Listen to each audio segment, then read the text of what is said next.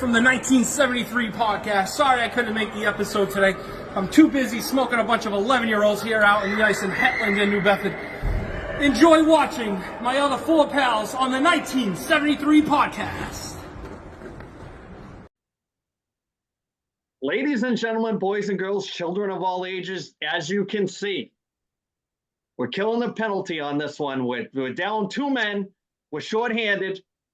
Not a problem. We're going to kill this, and it's going to be more than 2 minutes, though. So put your seatbelts on, and we got some stuff to talk about. We're talking conspiracy theories this week. We're talking some wrestling. We're talking some other stuff, and away we go.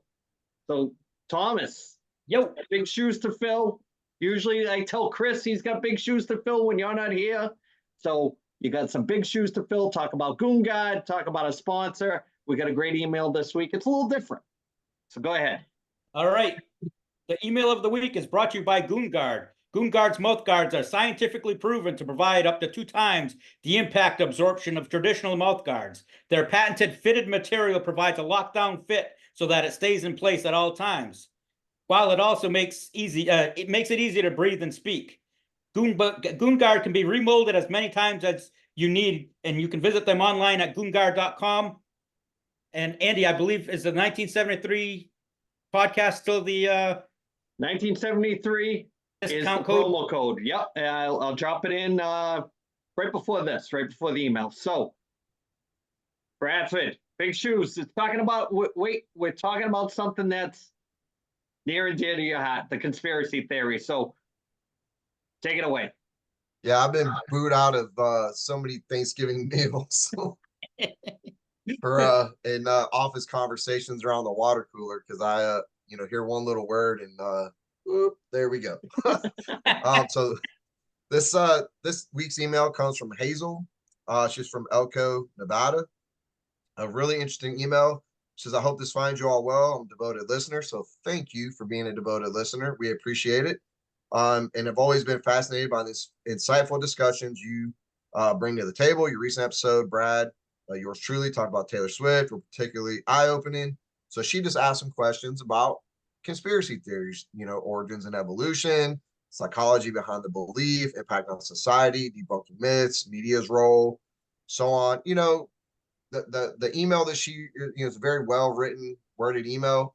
Man, I could talk hours if we want to just go down a rabbit hole.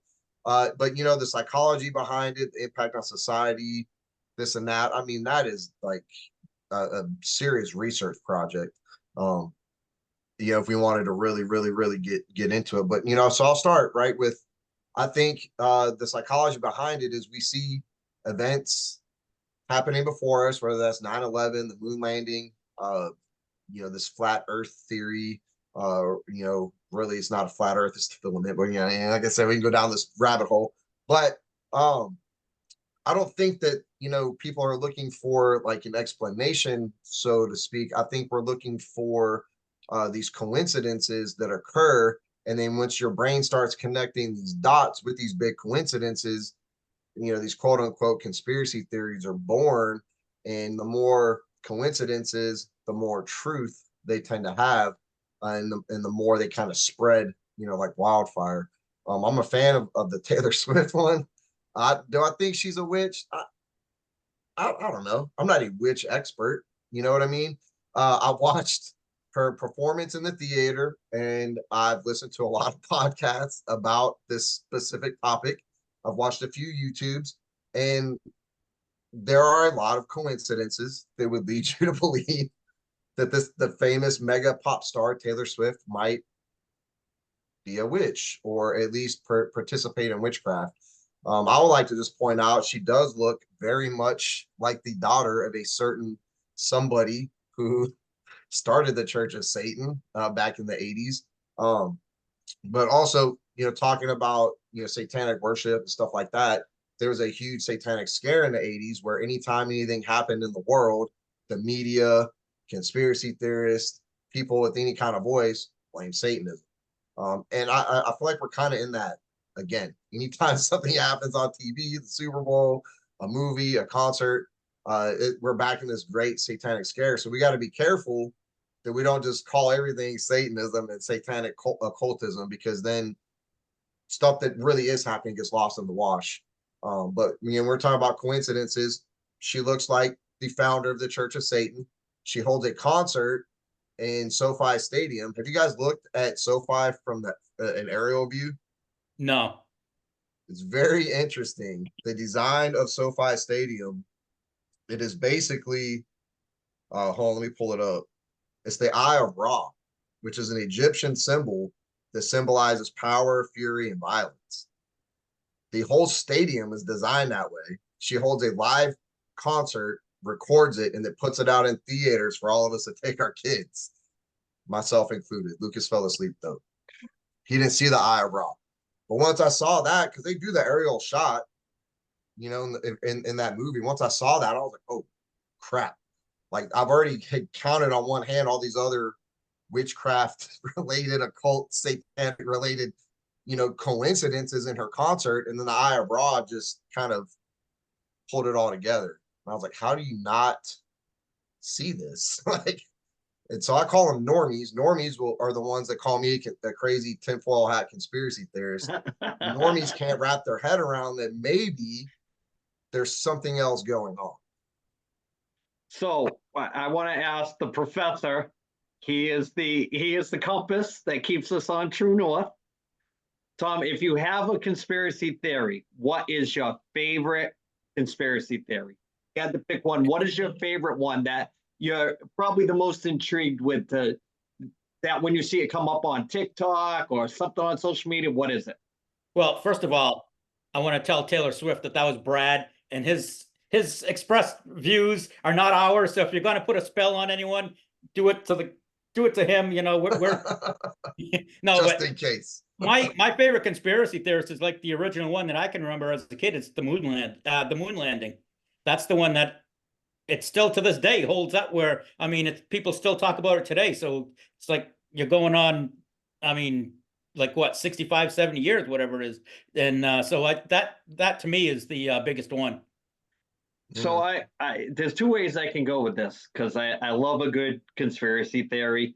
I love the deep dives with stuff. I think it opens your mind, kind of like Brad and I were talking.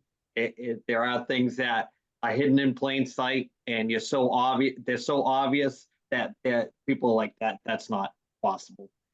I think America as a whole, when you have guys like Ted Williams and Joe DiMaggio at World War II buying in and leaving their pro career to go serve in the military, everybody was on the same page.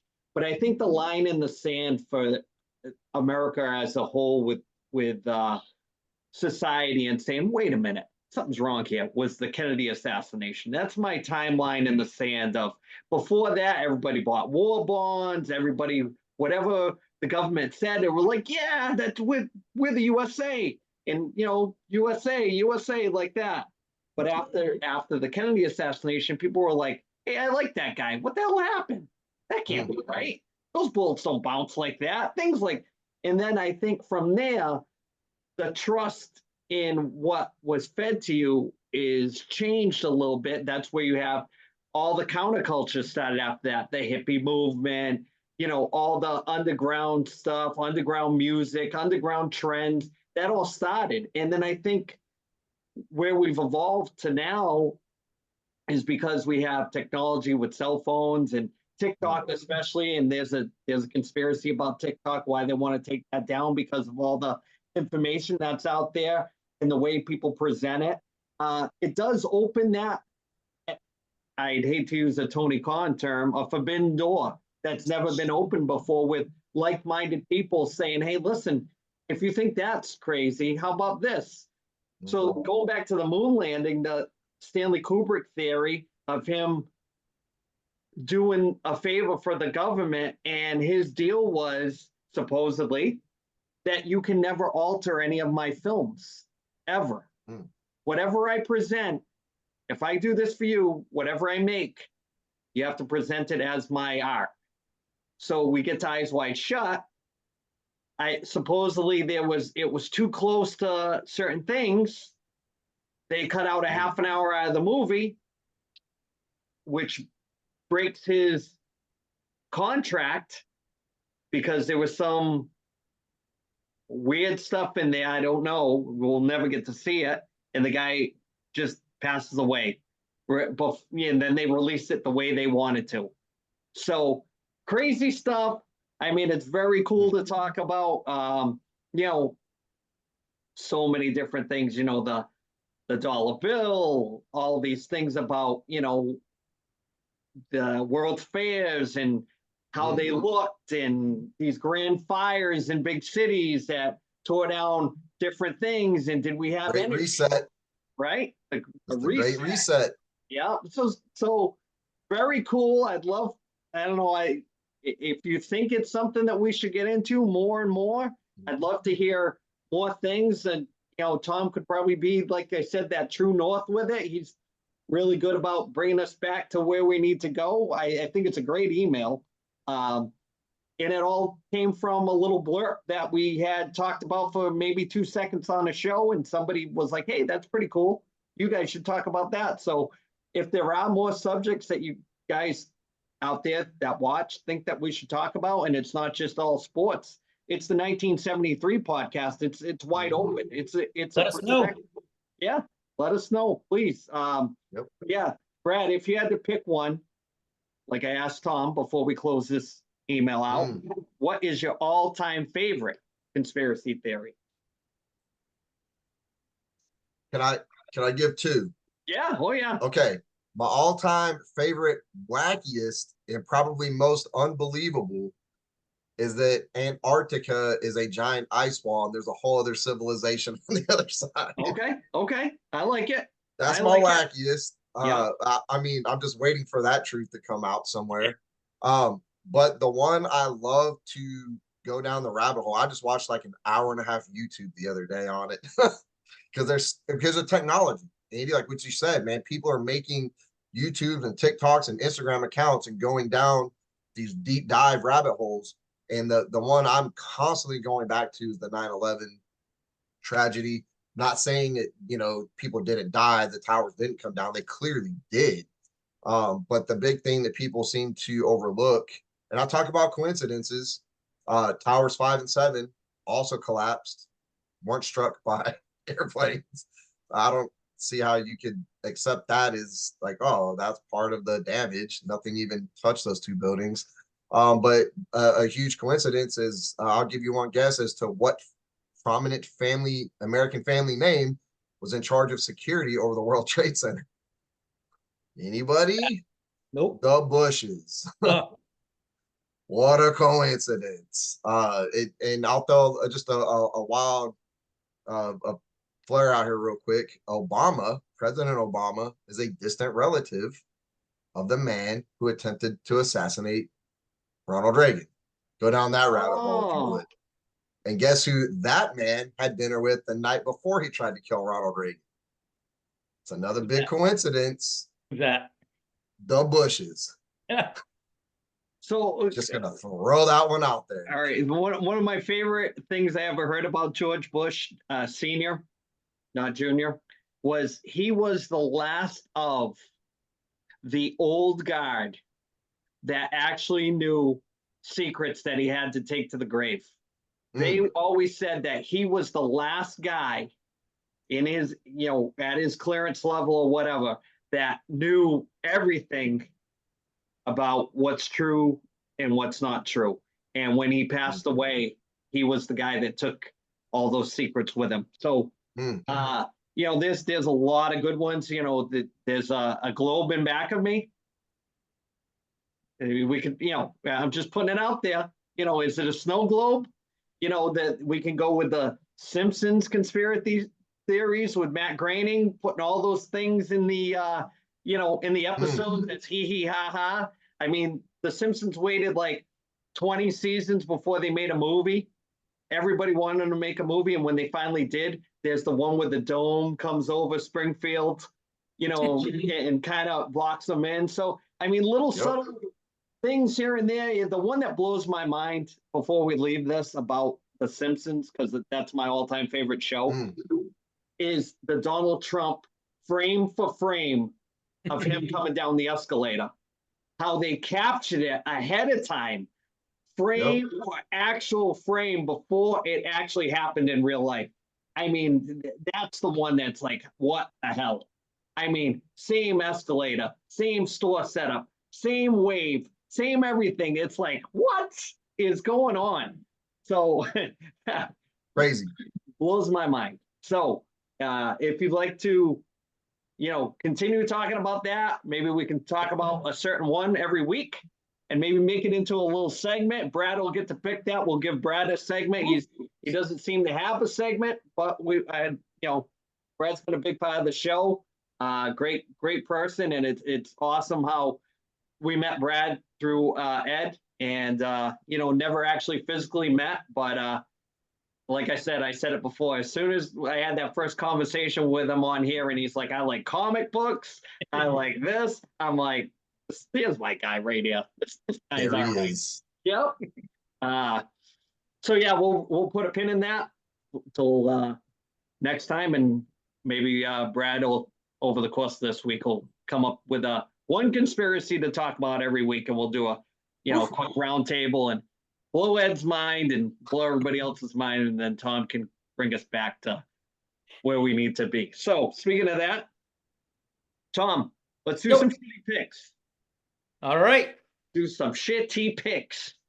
Tom's Shitty Picks is brought to you by Brock Street Brewing Company, located at 244 Brock Street South in Whitby, Ontario.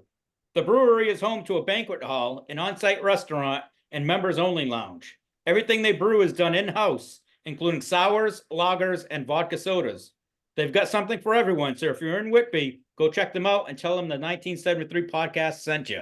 Fantastic. All right, so I kind of nailed my 2 weeks in a row. I've nailed my pick. I had Patrick Kane going home in Chicago, and he ended up scoring the game-winning goal in overtime. He had a goal and an assist. It was epic. It was epic. Yep. If you saw it, it was absolutely epic.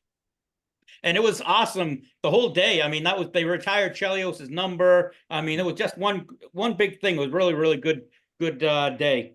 So this week I'm going, it's an easy one. I can't say easy because it's Connor McDavid, but everybody says he's having a bad year. The guy's second in points. He's only, as slow as his season started, he's only 10 points behind Kucherov for most points in the league. He's got 95 points right now. And this coming week, I'm going to go for the full week because I think he's going to have a huge week. He's got 4 games against Pittsburgh, Boston, Columbus, and Buffalo. And I think he's just going to have a big, none of those goalies are really lighting the world on fire for any of those 4 teams. So I think McDavid's going to have double-digit week this week in points. Yeah, he's just an all-world guy. I mean, he's not a tweener at all. That guy's going to have a very lengthy and very healthy NHL career. Speaking of the NHL, hold on before we move on. That Ryan Reeves fight, we got to talk about that. Tom, did you see it? It was an awesome fight. It was a great fight, but this kid, Rumpy, is going to have to learn how to be a little bit more strategic with fighting because he's going old school, like 70s style, just chucking and throwing fists. And you can see his face already going into that Reeves fight. I mean, he had one full black eye. The other eye had a little bit of a shiner. I mean, I got to give the guy credit. He's 6'8", so he's a big bastard, but he has no fear. I mean, he goes in there and he's just chucking. And I mean, 5 fights in like 6 games, I think it's been. I mean, crap. He's going to have to learn how to defend himself. And John Scott came out with a good comment and said the same thing. He said he's contacted him and tried to give him a few tips. He said, because he's going to end up with a concussion that's going to end his career early. And the kid's only 21 years old. Yeah, I like when they talked to Reeves ahead of the game and they knew it was coming on the schedule. Not so far ahead because he just came up. And they had asked him, of course, how the Toronto media is, they love to hype everything. They said to him, is there going to be a fight? And he said, I don't go with the script. I don't go into any games with a script. It's not like there's nothing premeditated. And he said, I understand why he's up. That's how I got called up. I didn't get called up for my scoring touch. Kind of a little comedy at the end there. And then there was a slow-mo little thing of him. They got him asking for the fight. So, yeah, and Reeves is a big dude, and when you see him next to him, he was, he was shorter than him, and he was giving up a little bit of size. So, I guess maybe he realizes that's what he's up there for, and he doesn't have a big skill set in, when it comes out of the thing. So, hopefully, for entertainment value, I like that shit. So let's go throw some bombs. We love that stuff. Not enough of it anymore. But yeah, so to be continued. And let's get into some. Wait, hold on. I gotta pause. There's more. Last week we did a great interview with a young man that I was very happy to talk to, and we had another cryptic video sent in by the Phantom, and it pertains to last week.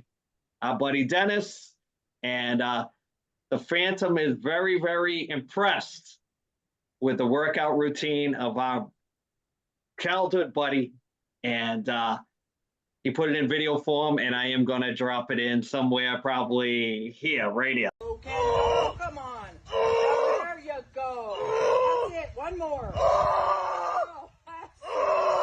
Good job. Yes. Oh, the bird, my leg. Oh! So let's get into some wrestling. A lot of things going on leading up to WrestleMania. We're past the Elimination Chamber. It was kind of, I wasn't too impressed with it. Went back and watched a little bit. Like Brad said, fell asleep. Yeah, it wasn't too impressive. Couple of things. The social media post from The Rock with the fuck your story. Thoughts on that? Brad? Oh, The Rock is in full heel mode, period. He's and people are starting to think that this isn't just like a temporary comeback either. First of all, he comes out in his trademark Gucci shirt. He's posting to social media. I mean, it's almost obsessive. It is in my feed repeatedly, and it's a new post every time where he's selling this heel Rock story. He also went out and trademarked a bunch of his catchphrases. I mean, it was a laundry list of them. So I think maybe Rock may stay past WrestleMania. Maybe he's trying to plug the next Fast and Furious movie, or he's trying to gain momentum for his independent football league, his summer league. Who knows? But he is just on a tear right now. He came out on SmackDown and introduced himself to the crowd in Arizona and just called them all a bunch of meth heads. And I was like, this is classic. This is classic. But there were people in the stands holding signs up that said "Die Rocky Die" and all this other bullshit. So they had to black out and mute the show a couple of times because the fans were chanting so much, derogatory stuff towards Rock. But classic heel Rock. We don't have a true heel WWE. I love it. I love the Drew McIntyre heel turn because he is just turned up. Keep it coming, man. I can't tell where The Rock is being a character or he is being like his actual personality, and I love it. Like the lines are blurred. Perfect. That's what we talk about all the time about that psychology for your believability and drawing you in. We're talking about it. It's interesting. It's not vanilla.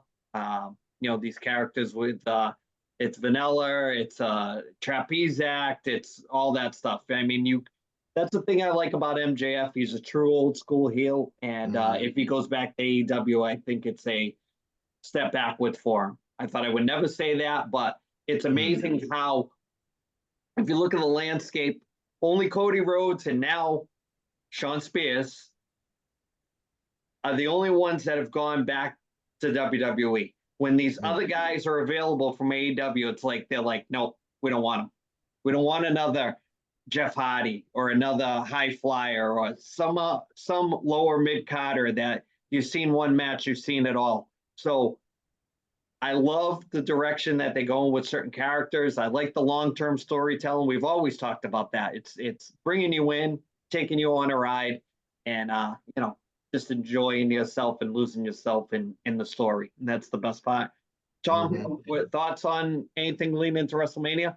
I love the way The Rock is doing it. He is old school, and he's doing an old school style where he's blurring whether it's real or if it's kayfabe. Or, so I like that because these young kids, that's a lost start. These younger guys that are wrestling right now, not too many of those guys. MJF is doing it perfectly, but there's few and far between the guys that are know how to do it and know how to work it. It's where you makes you think, what the hell is he like Brad said, is this legit or is this just part of the is this all work? So Yeah. I really love that, and that it comes from him and his whole family being in the whole bloodline, like Rocky Johnson back in the day. I mean, he's learned from some of the best. He's been around the business so long. He's learned from all the old guys. But I like with the I don't know if you guys have seen some of the people, some of the other wrestlers, older wrestlers that are going to be showing up at Sting's last match, which I believe is tonight. It is tonight. Yeah, Magnum TA is going to be there, but the guy that's not going to be there is Kevin Nash, who Sting's friends with. Nash said on his podcast he'd love to be there, but he said I'm friends with Sting, but Paul Levesque is my best friend, and I feel like I'm doing a disservice to the WWE by not going. If I did go, so that's the reason he's not going. So thoughts on Understandable. thoughts on Sting's last match? Does he win? Does he get screwed? Is it actually the end? I think it's the actual end, but I think there's gonna be some, because they have the tag team belts, right? Yeah. How's that gonna work?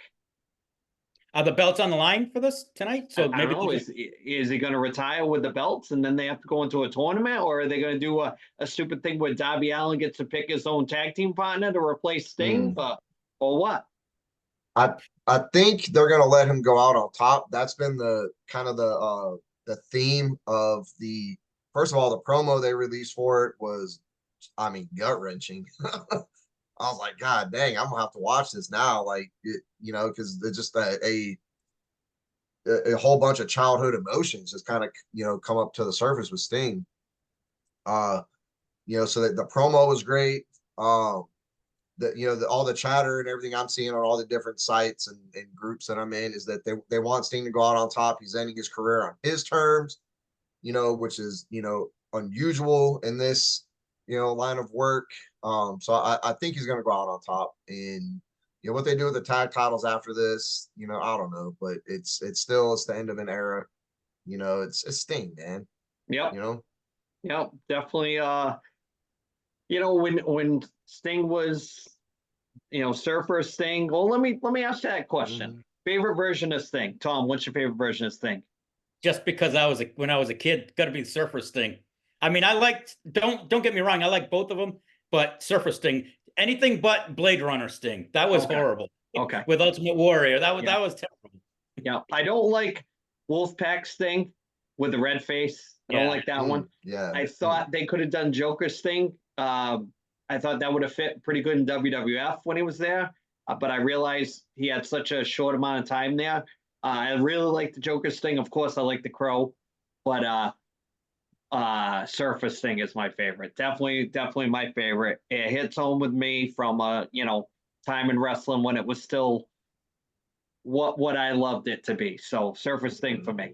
Brad, favorite Sting? Oh, Surfer Sting, man. I mean, it's just no contest. A part of me wishes somebody would come back out in wrestling and just do that over the top neon Macho Man, Surfer Sting, Ultimate Warrior color Spandex vibe.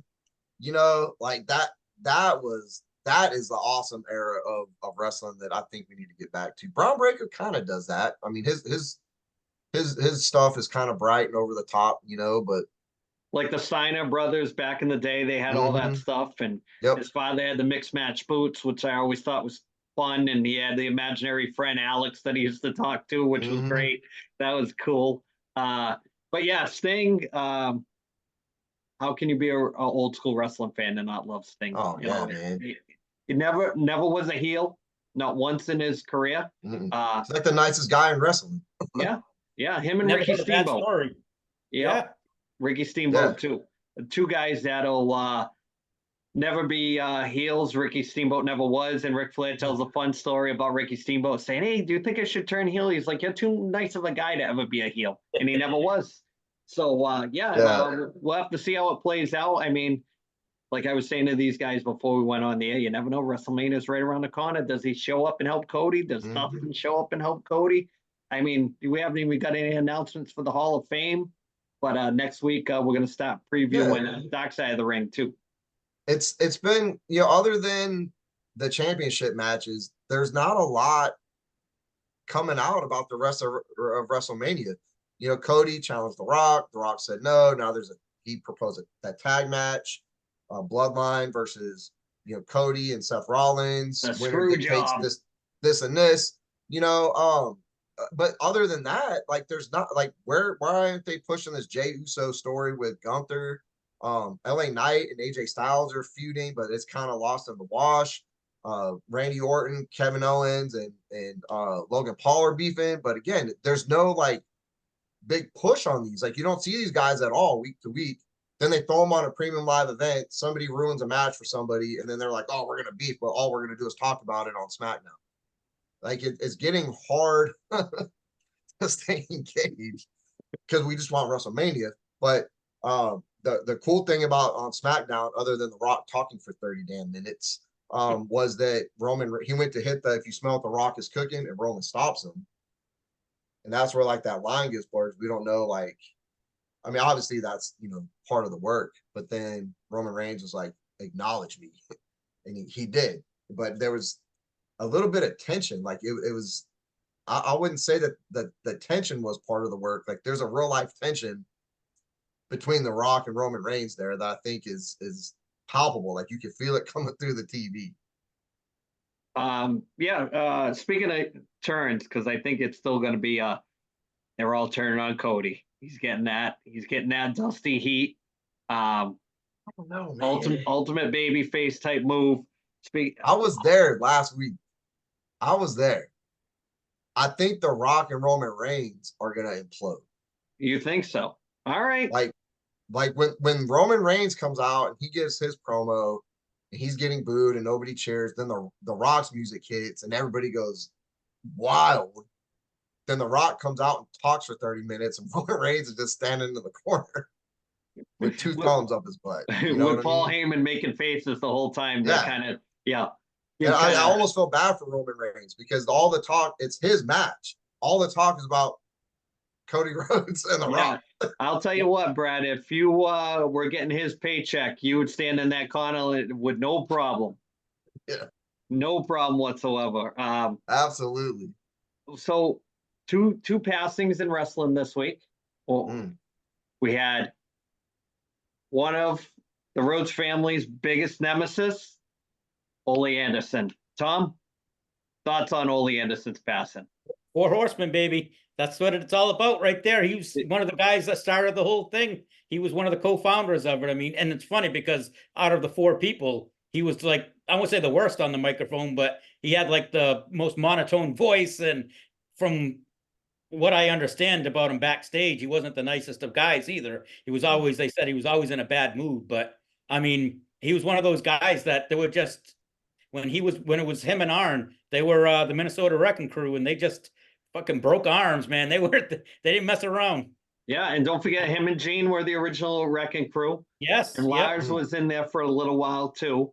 And Ole Anderson was one of those guys that legitimately got stabbed a few times. He had that kind of heat. So back in the day when a fan would actually try to kill you, you had good heat. And it's sad that when these guys pass away, people start doing deep dives and they're like, oh shit, this guy was really decent or really good. And they always get their due after the fact. And like I think I said when we were talking about Black Saturday, the Dark Side episode, the story about him with meeting Linda and Vince. Oh, that's the best. I hope that some way, I hope somebody tells that story in the Dark Side episode. There was a story about him, and you can check out, he's got like 3 or 4 shoot interviews on YouTube. So real cool to go back and watch those. You can watch them in row and probably kill like 5 hours of nothing but Ole stories, it's really cool on like a rainy day or something like that. It's cool. Hates everybody. Everybody sucks. Everybody's the shits, as he would say. Hates Ric Flair now.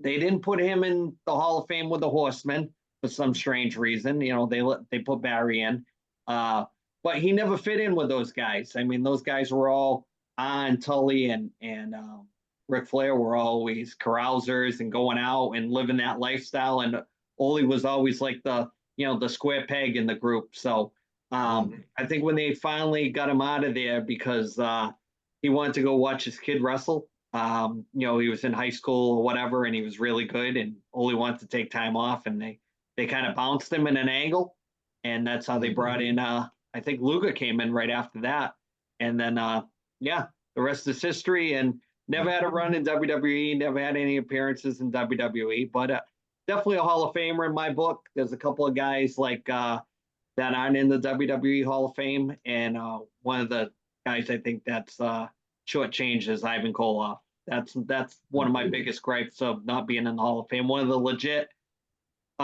stars in wrestling as a villain, and one of the guys to beat Bruno. I mean, so he beat Bruno when Bruno was on top. So another guy that passed away, speaking of guys that weren't really on top, Virgil. Thoughts on Virgil, Thomas? Soul Train Jones.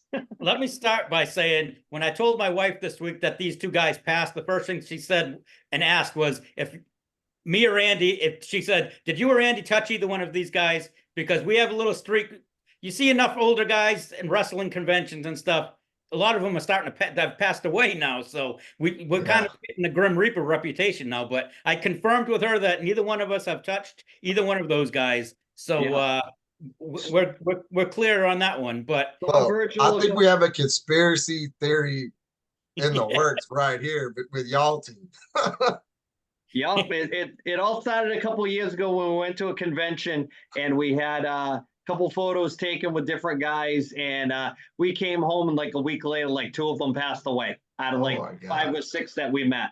Then we went to another one, and 2 of the guys passed away. Ivan Koloff was one of them. Pat Patterson was another one. Like right after we saw him, and it just became like a thing. Like don't get your picture taken with these guys because then they'll pass away. Dusty, when I finally got to meet Dusty after all those years, and didn't know that his health was failing, and like right after we met him, I'm so happy that I got to meet him. But he was not in a good mood the day that I met him because I was probably 3rd in line, and there was literally 2 guys in front of me that had like rolling suitcases full of 8x10s, and they put it on the desk in front of him. And he was just signing and signing and signing. And I was like, I got one thing for this guy to sign and just get a picture. And I got to wait for these 2 beanheads that are just getting tons of things signed. And I remember making eye contact with him, and he knew that these guys were just capitalizing on his name by just, so that's the side of collecting and meeting. Yeah. That kind of sucks when you it's about the money and it's not about the experience. It should be all about the experience. So back to Virgil. Saw him many a times at a convention, and I really had no just wasn't my kind of guy to meet. I mean, not that I had any ill will, but Tom, Virgil, Virgil, I was never a big fan. He was good for what he was there for, just being the muscle, look big and mean. I mean, I'm not going to wish any ill will towards anyone that's passed, but I haven't heard too many good stories about the man. So, I mean, I don't really want to say too much. Brad, do you remember Virgil at all? Oh yeah, I mean, from his days as the butler for Ted DiBiase, which would probably get Vince canceled in modern times. Yeah. If he wasn't already getting pursued by legal action. But then he kind of went solo. I think he put out a rap album or a song or something, and then next thing you know, he's like an NWO. He was always kind of like a background guy, like Tom said, he was the muscle. He never had like a big solo push or anything. I did see a picture of him before he passed, and he did not look well. He's old, just a shell of what I remember him being. I just think it's alarming that, as these guys keep passing away, I feel like every other week we're reporting about the death of somebody in from the wrestling universe. And, take it back to Hogan's podcast with Theo Vaughn, I think he said there's just an alarming amount of professional athletes from the wrestling business that are passing away. It's more than any other sport. The ratio is more than any other sport in the world. And I don't know if that's, too many knocks to the head mixed with booze and cocaine and pills. And, I don't know, man. It's sad. Either way, too many. So real quick, two Virgil stories. So I heard that the way he got his initial job with the WWE is he was known for having a big member, let's just say, and he went for his and this will tie in some of the stuff, those allegedly WWE stories from back in the day. So he met with Pat Patterson, and Pat Patterson didn't ask him any questions except, I heard you had a big so-and-so. And he said, I got to see it. And then when he saw it, he said, "You hired." So that's it. That's just weird. But you got to think of the culture. Very weird. Yeah. So the other story is, fun fact, Tom probably knows this. His name was Virgil because they were making fun of who, Thomas? Dusty Rhodes. Dusty Rhodes, yeah. So Virgil goes back to the heat that Dusty had for not being the Hulk Hogan supposedly back in the day. So Vince always would take shots at Dusty, and he's Virgil, which is funny because when he came to WCW when he was in the NWO, his name was Vincent That's right. Kennedy McMahon. So a little yin to the yang with that story. So I'm sure as we move along with these podcasts from week to week, I would say our heroes, guys that brought us a lot of enjoyment as kids, will be moving on down the line to but Virgil is not a Hall of Famer. He is not a Hall of Famer. That, to me, sorry, just he is no Coco Beware. He is more Johnny Rods. Let's just say that. So let's move on. Let's wrap this episode up. Tom, time to pay some bills. Yes, sir. For the album of the week. This week's album of the week is brought to you by Purchase Street Records, located at 53 Popes Island, Unit 2, New Bedford, Mass. You can also visit them online at purchasestreetrecords.com or on their Facebook page. Purchase Street Records is Southern New England's largest independent record store. Boom.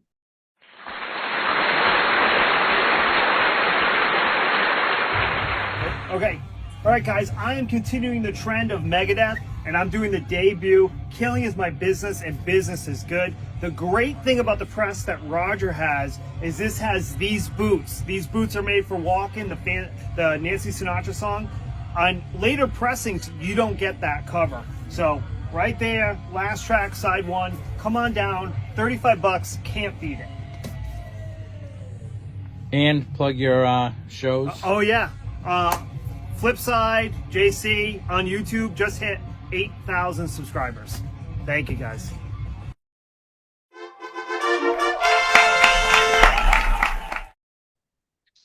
So I'll start the shout outs at the end. I just want to say that we're Chris and Ed.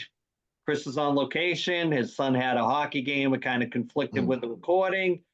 No, just say they're two goons. 2 game misconduct, so they were suspended for this week. Suspended, and Ed's going through a treatment program. He had perfect attendance on the podcast, so now his Iron Man streak is over. He's going to start the Cal Ripken streak all over again. Now he rolled strong for 54 episodes, even the one that we muted him and he couldn't get on. We just had him on just so that he could make an appearance. For all the ladies to look at. Yes, yeah. We got to... there's certain subjects about Ed that he's very sensitive with. This. He comes off tough guy exterior, but if you hit a couple of things like, who's the mystery lady? Who's this?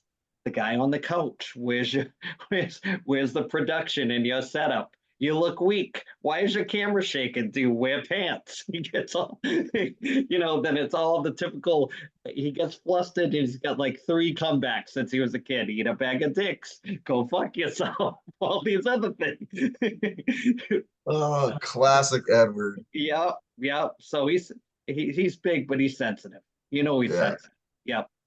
But we love you, Ed. We miss you. Hopefully he'll be on next week from another location. He's he's pulling up stakes and doing some stuff and The busy guy. Yep. So we'll you guys have some shout outs this week? I want to shout out to you because behind the scenes, you're still at work. You've started the 1973 podcast Instagram page. So tell the fans to check it out. Yep, 1973 podcast on Instagram. There's an underscore in there because they don't like that kind of thing. So, and there's some other same kind of things. So don't confuse shit for vanilla. That's the way I like to put it. But Brad, want to bring us home with a shout out? Yeah, shout out to Ed. Hey, sorry you couldn't be here. I understand you had to go get your toes done. Selling feet pics is how we pay the bills around here. Thank you, Ed, for being the resident sex symbol for the 1973 podcast. Yep. If you guys tune into our IG, 1973_podcast, we may or may not drop some of Ed's feet pics as just a free preview. We'll see how that goes. Also, throwback to last week's episode, Matt Riddle came out and said he was fired from WWE for doing too much nose candy. That was kind of a big topic we had discussion last week. Again, I think that's kind of dumb to lose a whole career over that, but whatever. And other than that, man, just glad to be here. I like the way things are going. Andy, you're doing a great job. Getting these episodes out, getting the edits. Let me get my dropping tissue. in Thank you, Brad. these phantom these little quick little phantom mini movies that keep showing up that sometimes include my face for some reason. But it's all good. It's hilarious, and I'm here for it, man. All right. So for these 3 guys, we killed the penalty, had a little blip in the middle there, but we're fighting through it. We're paying bills. We're doing stuff. We're making things happen. So for these fine 2 fellows and myself, I want to say thanks and keep watching. You never know. See ya. Later.